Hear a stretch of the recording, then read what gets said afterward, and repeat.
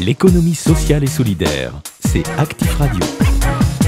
Cocoon Auto est un concept unique de lavage automobile entièrement écologique, associé à un espace convivial où les clients peuvent patienter de manière utile dans un jardin en permaculture, un verger de maraude, un tiers-lieu ou utiliser des vélos électriques pour faire un peu d'exercice et des activités en libre accès pendant que leur voiture se fait refaire une beauté avec des produits de nettoyage biodégradables ou d'origine végétale et de l'eau de lavage et de rinçage déjà utilisée et recyclée grâce à un bassin de phytoépuration. Une innovation quasi inédite dans le secteur de l'automobile en France pour ce dispositif qui contribue à limiter la ressource en eau dans un secteur qui utilise plus de 5% de notre eau potable pour laver des voitures. Bonjour Claude Paris. Bonjour, très bon résumé, je vous remercie. Fondateur de ce résumé. Merci. Fondateur de Cocoon Auto à Saint-Alban, au nord de Toulouse, un lieu innovant porté par une entreprise qui a notamment inscrit depuis longtemps l'insertion par l'activité économique dans sa politique entrepreneuriale. Alors nous en reparlerons tout à l'heure, mais tout d'abord un mot sur la philosophie du projet.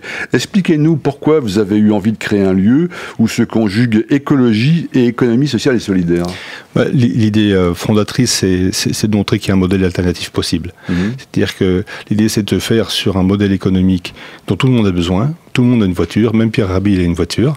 Et là, on est vraiment dans l'économie de tous les jours. On n'est pas obligé de partir dans le Larzac élever des chèvres pour faire de l'économie sociale et solidaire. On peut le faire aussi dans tous les métiers, y compris l'automobile, qui n'est pas un métier écologique. Voilà.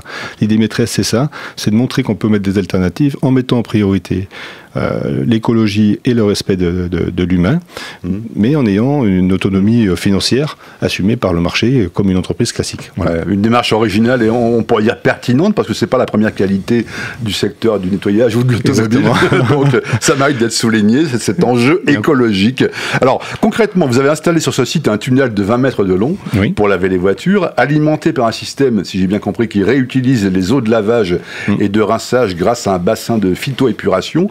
En quoi consiste ce dispositif et quels sont concrètement les avantages ? Alors, effectivement, il y a deux idées dans ce que vous venez de dire. Le tunnel de lavage, c'est un concept nouveau. Il y en a très peu en France, il y en a beaucoup en Allemagne. 20 mètres de long. 20 mètres de long, c'est un automate de nettoyage. Le résultat de la qualité n'a rien à voir. Ça obsolétise complètement les systèmes de rouleau traditionnels qu'on connaît.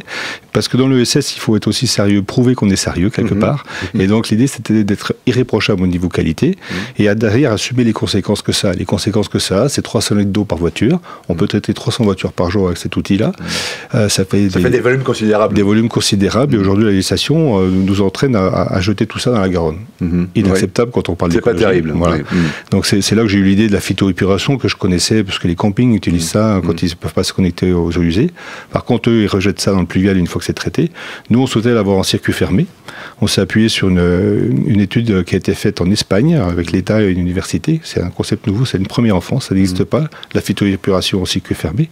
Et on récupère comme ça, effectivement, la totalité de l'eau de traitement avec un bassin qui fait 200 mètres carrés, 2 mètres de profond, des drains, des substrats, des roseaux. Et l'eau percole à travers ces filtres et arrive à une qualité qu'on voulait la meilleure possible. Et on a eu de la chance parce qu'en fait, la qualité est eau potable à la sortie. C'est intéressant ce que vous dites parce qu'il est important aussi de rappeler que quand on lave une voiture, il y a des polluants chimiques et organiques qui sont issus du lavage. Fer, nickel, plomb, résidus d'hydrocarbures, etc. Enfin, il y a plein de choses qui rejoignent malheureusement parfois les nappes phréatiques, et notamment quand un particulier lave sa voiture, en l'occurrence. Tout à fait. Tout à fait. Et puis dans le secteur professionnel, il y a cette interdiction de se connecter aux eaux usées. Les stations d'épuration ne sont pas dimensionnées pour traiter les eaux professionnelles. Et donc ça va où ? Ça va à la Garonne. Voilà. Donc il y a des traitements minimaux qui sont effectivement les hydrocarbures qui sont censés flotter, les matières lourdes qui sont censées tomber au fond de la fosse, mais tout le reste, tous les produits chimiques, par exemple, partent à la Garonne. C'est totalement scandaleux. Et voilà. Donc on a biosourcé, j'ai trouvé un fournisseur de produits portique, tunnel de lavage, qui savait faire des produits biosourcés, donc à partir d'éléments végétaux, donc 100% biodégradables. Et en plus, cette phytoépuration nous amène à un résultat plus qu'espéré. Ça veut dire que dans le secteur, il y a finalement assez peu de gens qui utilisent des produits que vous appelez biosourcés, biodégradables ? Il n'y en a quasiment pas, non. D'accord, ok. J'ai fait le tour de tout le marché, j'ai trouvé qu'un qui le faisait, Très bien. Alors c'est aussi, Cocoon Auto, un espace convivial, un concept qui se veut aussi voilà, agréable, convivial, pour permettre aux clients de patienter de manière utile. Quels sont les espaces et les activités que vous proposez sur ce lieu ? Voilà, donc après, j'avais envie de m'amuser, j'avais envie d'aller au bout de mes rêves. Ah là, vous êtes allé jusqu'au bout, je vous le confirme, oui. et j'ai la chance d'avoir quelques entreprises qui fonctionnent bien, donc pouvoir mettre en place ça. Et l'idée, c'est d'être cohérent sur l'ensemble. C'est effectivement, il y a une notion d'expérience Kokunoto, de parenthèse de temps. Le nettoyage automobile, c'est du temps passé. Hein. Plus on passe du temps, plus votre voiture va être propre. Hein. On fait du nettoyage extérieur. Mais le client attend. Intérieur, extérieur, il attend. Donc il peut attendre. Il y a des pressions demi-heure, 1 heure, 1 heure et demie, 3 heures. Donc il y a une salle d'attente extrêmement confortable, on offre le café, il y a un espace tiers-lieu au-dessus, il y a le canapé, des tables pour travailler. Donc on peut travailler en Wi-Fi. C'est coloré, exactement, il y a des plantes, etc. Le bâtiment qu'on a fait est également construit en architecture bois, avec les... Bon, voilà, donc on a essayé d'être cohérent un peu de bout en bout, et on a mis en place également un verger de maraude, donc un verger dans lequel... C'est-à-dire que le jour où il y a des cerises, on peut aller en cueillir 2-3, quoi. Voilà, c'est à côté de l'espace restauration, vous prenez... voilà.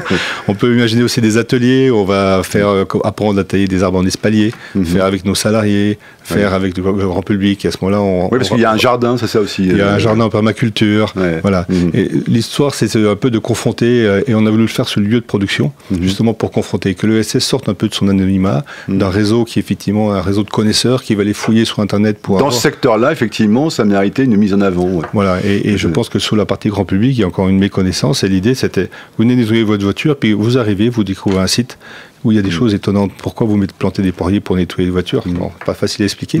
Mais l'idée, voilà, il y a une cohérence par rapport à la qualité du temps passé et qu'est-ce qu'on souhaite vivre dans notre vie et la vie professionnelle aujourd'hui. Ça sera peut-être aussi l'occasion d'y faire des ateliers rencontres sur l'écologie ou l'ESS.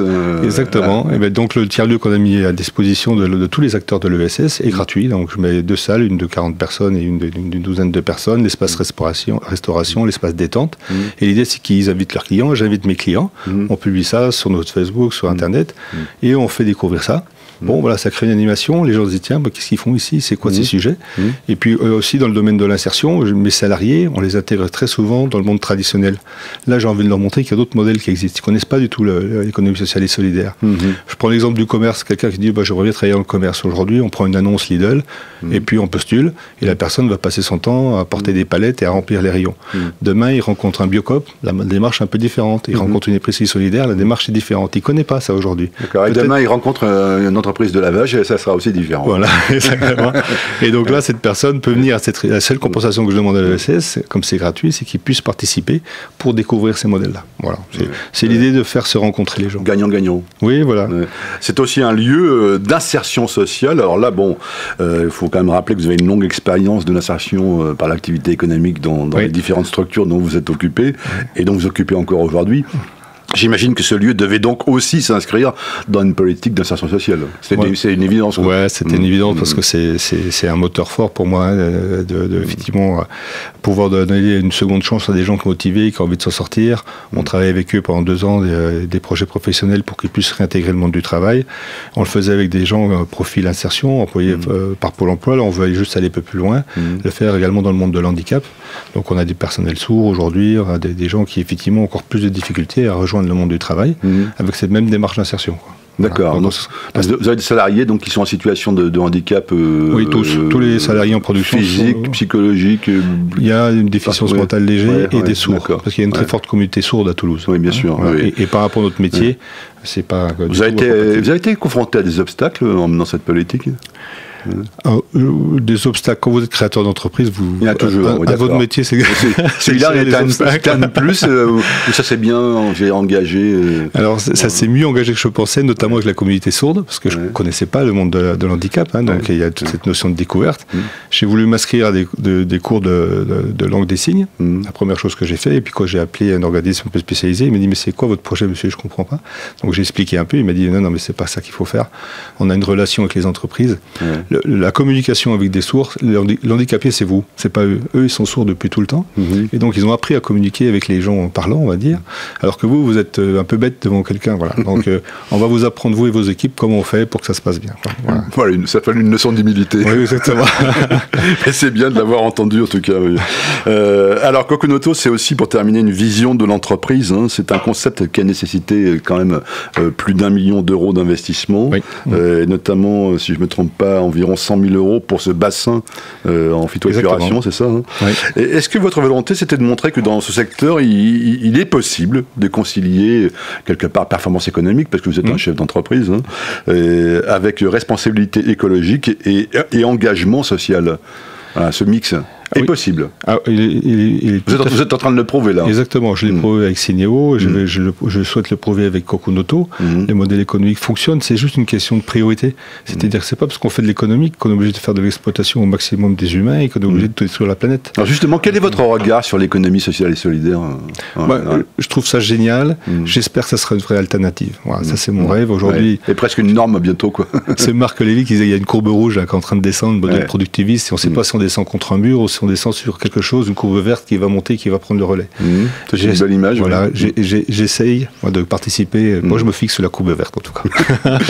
Nous aussi. Merci infiniment d'avoir été avec nous, Claude Paris. Et je rappelle que donc, ça s'appelle Kokunoto, ça se trouve à Saint-Alban, au nord de Toulouse.